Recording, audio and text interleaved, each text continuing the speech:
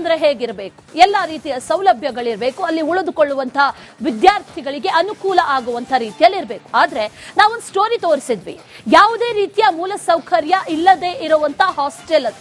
ಆ ಹಾಸ್ಟೆಲ್ಗೆ ಈಗ ಕಾಯಕಲ್ಪ. ರಿಪಬ್ಲಿಕ್ ವರದಿಯ ಬೆನ್ನಲ್ಲೇ ಹಾಸ್ಟೆಲ್ಗೆ ಒಂದು ಹೊಸ ಕಳೆ ಬಂದಿದೆ.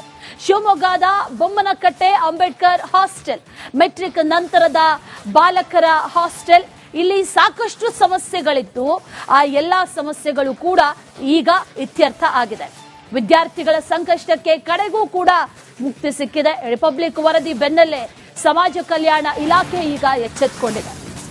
ಯಾವುದೇ ಮೂಲಸೌಕರ್ಯ ಇರಲಿಲ್ಲ, ಈಗ ಹೊಸ ಕಿಟಕಿ, ಹಾಸಿಗೆ ಭಾಗ್ಯ, ವಿದ್ಯಾರ್ಥಿಗಳಿಗೆ ಶುದ್ಧ ಕುಡಿಯೋ ನೀರು, ಆರೋಗ್ಯಕರ ಆಹಾರ. ಇದು ರಿಪಬ್ಲಿಕ್ ಕನ್ನಡ ವರದಿಯ ಬಿಗ್ ಇಂಪ್ಯಾಕ್ಟ್. ವಿದ್ಯಾರ್ಥಿಗಳು ರಿಪಬ್ಲಿಕ್ ಕನ್ನಡ ವರದಿಗೆ ಬಹುಪರಾಗಿ ಹೇಳ್ತಾ ಇದ್ದಾರೆ. ಇಷ್ಟು ವರ್ಷಗಳಿಂದ ತೊಂದರೆಗಳಿದ್ವು, ಯಾರು ಸರಿಪಡಿಸ್ತಿಲ್ಲ, ಅಧಿಕಾರಿಗಳು ಕ್ಯಾರೆ ಅನ್ನಲಿಲ್ಲ, ಕುಡಿಯೋದಕ್ಕೆ ನೀರಿರಲಿಲ್ಲ, ಸರಿಯಾದಂತಹ ವಾತಾವರಣ ಇರಲಿಲ್ಲ, ಊಟ ಮಾಡೋದಕ್ಕೆ ಸರಿಯಾಗಿ ಸಿಗ್ತಾ ಇರಲಿಲ್ಲ. ಈಗ ಎಲ್ಲವೂ ಕೂಡ ಬದಲಾದ ಚಿತ್ರಣ ಗಮನಿಸ್ತಾ ಇದೀವಲ್ಲ, ವಿಜುವಲ್ಸ್. ಕಡೆಗೂ ಕೂಡ ಹಾಸ್ಟೆಲ್ಗೆ ಕಾಯಕಲ್ಪ ಸಿಕ್ಕಿದೆ. ಯಾವುದು ಕೂಡ ಸರಿ ಇರಲಿಲ್ಲ ಹಾಸ್ಟೆಲ್ ಅಲ್ಲಿ. ಈಗ ಹೊಸ ಕಿಟಕಿ, ಹಾಸಿಗೆ, ಶುದ್ಧ ನೀರು, ಇದೆಲ್ಲವೂ ಕೂಡ ಸಿಕ್ಕಿದೆ. ಅಲ್ಲಿ ನೋಡಿ, ಗಮನಿಸ್ತಾ ಇದ್ದೀರಲ್ಲ, ಯಾವುದು ಕೂಡ ಸರಿ ಇರಲಿಲ್ಲ, ಎಲ್ಲವೂ ಕೂಡ ಕಿತ್ತೋದ ಸ್ಥಿತಿಯಲ್ಲಿತ್ತು. ವಾಶ್ರೂಮ್ಗೆ ಹೋದ್ರೆ ಅಲ್ಲಿ ಯಾವುದು ಕೂಡ ಪೈಪ್ಗಳು ಕೂಡ ನೆಟ್ಟಕ್ಕೆ ಕೆಲಸ ಮಾಡ್ತಾ ಇರಲಿಲ್ಲ. ಇದೇ ವಿಚಾರಕ್ಕೆ ಸಂಬಂಧಪಟ್ಟಂತೆ ಪ್ರತ್ಯಕ್ಷ ವರದಿಯನ್ನ ನಮ್ಮ ಪ್ರತಿನಿಧಿ ಕೊಟ್ಟಿದ್ದಾರೆ, ಬನ್ನಿ ನೋಡೋಣ. ಸರ್, ರಾಜ್ಯ ಸರ್ಕಾರದ ಸಮಾಜ ಕಲ್ಯಾಣ ಇಲಾಖೆಯ ಸಚಿವರೇ, ದಯವಿಟ್ಟು ನಿಮ್ಮ ಹಾಸ್ಟೆಲ್ಗಳ ಪರಿಸ್ಥಿತಿಯನ್ನ ನೋಡಿ ಅಂತ ಹೇಳಿ ರಿಪಬ್ಲಿಕ್ ಕನ್ನಡ ಕಳೆದ 2 ದಿನಗಳ ಹಿಂದೆ ಶಿವಮೊಗ್ಗದ ಮೆಟ್ರಿಕ್ ನಂತರದ ಬಾಲಕರ ಹಾಸ್ಟೆಲ್ ಬೊಮ್ಮನಕಟ್ಟೆ ಬಳಿ ಇರುವಂತಹ ಹಾಸ್ಟೆಲ್ ಕುರಿತಾಗಿ ಸುದ್ದಿಯನ್ನ ಬಿತ್ತರಿಸಿತ್ತು. ಹಾಸ್ಟೆಲ್ನಲ್ಲಿ ಸಾಕಷ್ಟು ಅಸ್ವಚ್ಛತೆ ಆಗಿರಬಹುದು, ಇಲ್ಲಿ ಸಾಕಷ್ಟು ಸಮಸ್ಯೆಗಳಿತ್ತು. ವಿದ್ಯುತ್ ಸ್ವಿಚ್ಗಳಿರಲಿಲ್ಲ, ಜೊತೆಗೆ ಕುಡಿಯುವ ನೀರಿನ ಫಿಲ್ಟರ್ಗಳಿರಲಿಲ್ಲ, ಜೊತೆಗೆ ಶೌಚಾಲಯದ ಲಾಕ್ಗಳು ಇರಲಿಲ್ಲ. ಈ ರೀತಿಯ ಪರಿಸ್ಥಿತಿಗಳು ಇತ್ತು. ಹಾಗಾಗಿ ರಿಪಬ್ಲಿಕ್ ಕನ್ನಡ ಒಂದು ವಿಸ್ತೃತ ಸುದ್ದಿಯನ್ನ ಮಾಡಿತ್ತು. ಸುದ್ದಿ ಬಿತ್ತರಿಸಿ ಕೇವಲ 48 ಗಂಟೆಯಲ್ಲಿ ಈಗ ಬಿಗ್ ಇಂಪ್ಯಾಕ್ಟ್ ಆಗಿರುವಂತದ್ದು ನಿಮಗೆ ತೋರಿಸ್ತಾ ಹೋಗ್ತೇನೆ. ನಾನು 2 ದಿನಗಳ ಹಿಂದೆ ಸುದ್ದಿ ಬಿತ್ತರಿಸಿದಾಗ ವಾಟರ್ ಫಿಲ್ಟರ್ಗಳು ಸಹ ಸರಿ ಇರಲಿಲ್ಲ, ಜೊತೆಗೆ ಇಲ್ಲಿ ನೀರು ಬರ್ತಾ ಇರಲಿಲ್ಲ. ಈಗ ನೀರು ಬರ್ತಿದೆ, ಜೊತೆಗೆ ಇಲ್ಲಿ ಸಾಕಷ್ಟು ಗಲೀಜಾಗಿತ್ತು. ಇದನ್ನು ಸಹ ಸ್ವಚ್ಛತೆಯನ್ನ ಮಾಡಿರುವಂತದ್ದು. ಜೊತೆಗೆ ಪ್ರಮುಖವಾಗಿ ಇಲ್ಲಿನ ಶೌಚಾಲಯಗಳು ಸಹ ಗಬ್ಬೆದ್ದು ನಾರ್ತಾ ಇತ್ತು.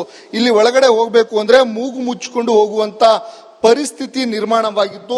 ಹಾಗಾಗಿ ಇಲ್ಲೊಂದಿಷ್ಟು ಸ್ವಚ್ಛತೆಯನ್ನ ಈಗಾಗಲೇ ಸಮಾಜ ಕಲ್ಯಾಣ ಇಲಾಖೆ ಎಚ್ಚೆತ್ತುಕೊಂಡು ಮಾಡಿಸಿರುವಂತದ್ದು. ಇದರ ಜೊತೆಗೆ ಮತ್ತೊಂದಿಷ್ಟು ಸಮಸ್ಯೆಗಳನ್ನ, ಏನು ವಿದ್ಯುತ್ ಸ್ವಿಚ್ಗಳಾಗಿರ್ಬೋದು, ಕಿಟಕಿಯ ಗ್ಲಾಸ್ಗಳಿರ್ಲಿಲ್ಲ, ಸೊಳ್ಳೆ ಉತ್ಪತ್ತಿ ಕೇಂದ್ರಗಳಾಗಿತ್ತು, ಅವೆಲ್ಲವನ್ನ ಮೇಲ್ಗಡೆ ಸಹ ಇದೆ, ಅದನ್ನು ಸಹ ತೋರಿಸ್ತೇನೆ ನಿಮ್ಗೆ, ಬನ್ನಿ.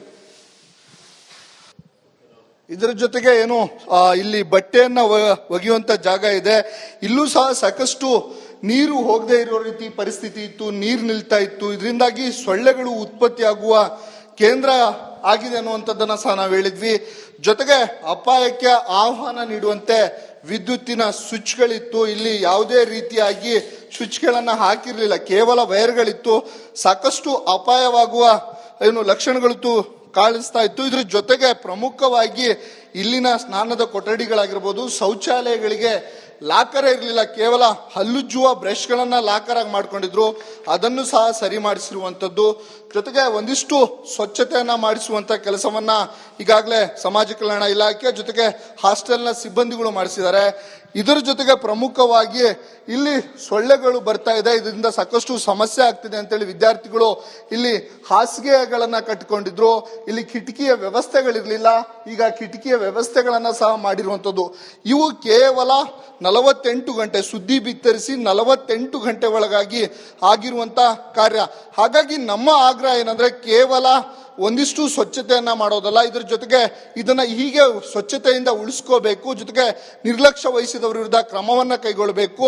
ಜೊತೆಗೆ ಈ ರೀತಿಯ ಆಗದೆ ಇರೋ ರೀತಿ ಮುಂದೆ ಸಮಾಜ ಕಲ್ಯಾಣ ಇಲಾಖೆ ಅದನ್ನ ಗಮನವನ್ನ ಇಟ್ಟು ಸ್ವಚ್ಛತೆಯನ್ನ ಕಾಪಾಡೋ ನಿಟ್ಟಿನಲ್ಲಿ ವಿದ್ಯಾರ್ಥಿಗಳಿಗೆ ಉತ್ತಮ ಆರೋಗ್ಯ ಜೊತೆಗೆ ಓದುವ ವಾತಾವರಣವನ್ನ ನಿರ್ಮಿಸಿಕೊಡ್ಲಿ ಅನ್ನುವಂಥದ್ದೇ ನಮ್ಮ ಆಗ್ರಹ. ಕ್ಯಾಮರಾ ಪರ್ಸನ್ ಚಿರಾಗ್ ಜೊತೆ ವಿಮಾನಗೆ ರಿಪಬ್ಲಿಕ್ ಕನ್ನಡ, ಶಿವಮೊಗ್ಗ. ಹಾಸ್ಟೆಲ್ ಅಂತ ಅಂದ್ರೆ ಹೇಗಿರಬೇಕು, ಎಲ್ಲಾ ರೀತಿಯ ಸೌಲಭ್ಯ ಸೌಲಭ್ಯಗಳಿರಬೇಕು, ಅಲ್ಲಿ ಉಳಿದುಕೊಳ್ಳುವಂತಹ ವಿದ್ಯಾರ್ಥಿಗಳಿಗೆ ಅನುಕೂಲ ಆಗುವಂತ ರೀತಿಯಲ್ಲಿ ಇರಬೇಕು. ಆದ್ರೆ ನಾವೊಂದು ಸ್ಟೋರಿ ತೋರಿಸಿದ್ವಿ, ಯಾವುದೇ ರೀತಿಯ ಮೂಲ ಸೌಕರ್ಯ ಇಲ್ಲದೆ ಇರುವಂತ ಹಾಸ್ಟೆಲ್ ಅದು.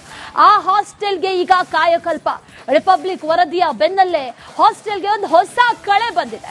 ಶಿವಮೊಗ್ಗದ ಬೊಮ್ಮನಕಟ್ಟೆ ಅಂಬೇಡ್ಕರ್ ಹಾಸ್ಟೆಲ್, ಮೆಟ್ರಿಕ್ ನಂತರದ ಬಾಲಕರ ಹಾಸ್ಟೆಲ್. ಇಲ್ಲಿ ಸಾಕಷ್ಟು ಸಮಸ್ಯೆಗಳಿತ್ತು. ಆ ಎಲ್ಲಾ ಸಮಸ್ಯೆಗಳು ಕೂಡ ಈಗ ಇತ್ಯರ್ಥ ಆಗಿದೆ. ವಿದ್ಯಾರ್ಥಿಗಳ ಸಂಕಷ್ಟಕ್ಕೆ ಕಡೆಗೂ ಕೂಡ ಮುಕ್ತಿ ಸಿಕ್ಕಿದೆ. ರಿಪಬ್ಲಿಕ್ ವರದಿ ಬೆನ್ನಲ್ಲೇ ಸಮಾಜ ಕಲ್ಯಾಣ ಇಲಾಖೆ ಈಗ ಎಚ್ಚೆತ್ತುಕೊಂಡಿದೆ. ಯಾವುದೇ ಮೂಲಸೌಕರ್ಯ ಇರಲಿಲ್ಲ, ಈಗ ಹೊಸ ಕಿಟಕಿ, ಹಾಸಿಗೆ ಭಾಗ್ಯ. ವಿದ್ಯಾರ್ಥಿಗಳಿಗೆ ಶುದ್ಧ ಕುಡಿಯೋ ನೀರು, ಆರೋಗ್ಯಕರ ಆಹಾರ. ಇದು ರಿಪಬ್ಲಿಕ್ ಕನ್ನಡ ವರದಿಯ ಬಿಗ್ ಇಂಪ್ಯಾಕ್ಟ್.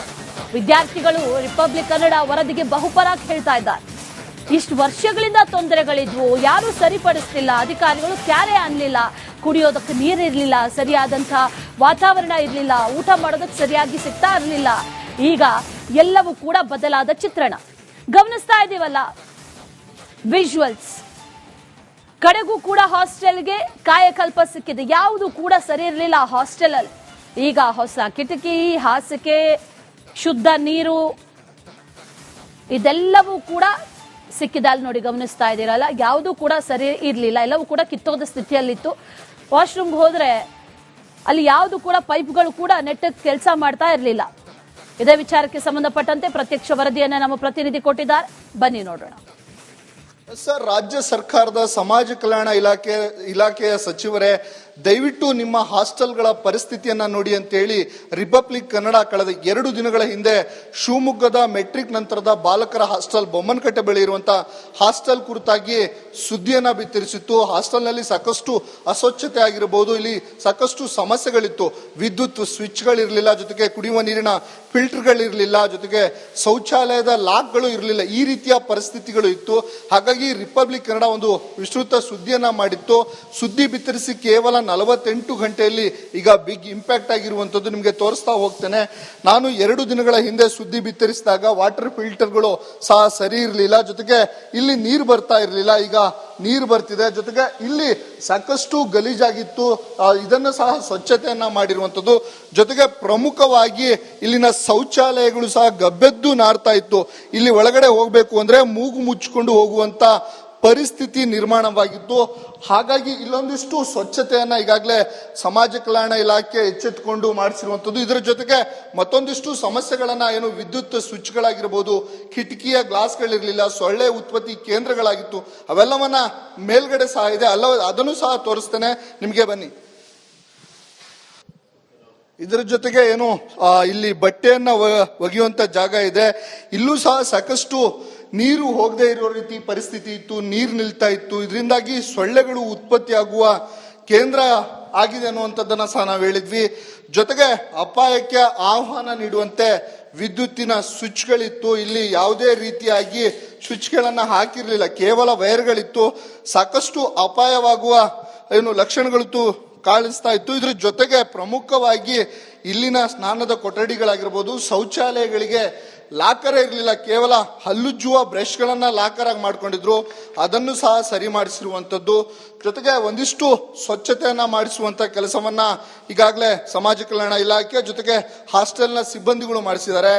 ಇದರ ಜೊತೆಗೆ ಪ್ರಮುಖವಾಗಿ ಇಲ್ಲಿ ಸೊಳ್ಳೆಗಳು ಬರ್ತಾ ಇದೆ, ಇದರಿಂದ ಸಾಕಷ್ಟು ಸಮಸ್ಯೆ ಆಗ್ತಿದೆ ಅಂತೇಳಿ ವಿದ್ಯಾರ್ಥಿಗಳು ಇಲ್ಲಿ ಹಾಸಿಗೆಗಳನ್ನ ಕಟ್ಟಿಕೊಂಡಿದ್ರು. ಇಲ್ಲಿ ಕಿಟಕಿಯ ವ್ಯವಸ್ಥೆಗಳಿರ್ಲಿಲ್ಲ, ಈಗ ಕಿಟಕಿಯ ವ್ಯವಸ್ಥೆಗಳನ್ನ ಸಹ ಮಾಡಿರುವಂತದ್ದು. ಇವು ಕೇವಲ 48 ಗಂಟೆ ಸುದ್ದಿ ಬಿತ್ತರಿಸಿ 48 ಗಂಟೆ ಒಳಗಾಗಿ ಆಗಿರುವಂತ ಕಾರ್ಯ. ಹಾಗಾಗಿ ನಮ್ಮ ಆಗ್ರಹ ಏನಂದ್ರೆ ಕೇವಲ ಒಂದಿಷ್ಟು ಸ್ವಚ್ಛತೆಯನ್ನ ಮಾಡೋದಲ್ಲ, ಇದ್ರ ಜೊತೆಗೆ ಇದನ್ನ ಹೀಗೆ ಸ್ವಚ್ಛತೆಯಿಂದ ಉಳಿಸ್ಕೋಬೇಕು, ಜೊತೆಗೆ ನಿರ್ಲಕ್ಷ್ಯ ವಹಿಸಿದವರ ವಿರುದ್ಧ ಕ್ರಮವನ್ನ ಕೈಗೊಳ್ಳಬೇಕು. ಜೊತೆಗೆ ಈ ರೀತಿಯ ಆಗದೆ ಇರೋ ರೀತಿ ಮುಂದೆ ಸಮಾಜ ಕಲ್ಯಾಣ ಇಲಾಖೆ ಅದನ್ನ ಗಮನವನ್ನ ಇಟ್ಟು ಸ್ವಚ್ಛತೆಯನ್ನ ಕಾಪಾಡೋ ನಿಟ್ಟಿನಲ್ಲಿ ವಿದ್ಯಾರ್ಥಿಗಳಿಗೆ ಉತ್ತಮ ಆರೋಗ್ಯ ಜೊತೆಗೆ ಓದುವ ವಾತಾವರಣವನ್ನ ನಿರ್ಮಿಸಿಕೊಡ್ಲಿ ಅನ್ನುವಂಥದ್ದೇ ನಮ್ಮ ಆಗ್ರಹ. ಕ್ಯಾಮರಾ ಪರ್ಸನ್ ಚಿರಾಗ್ ಜೊತೆ ಭೀಮಾ ನಾಗೇಶ್, ರಿಪಬ್ಲಿಕ್ ಕನ್ನಡ, ಶಿವಮೊಗ್ಗ.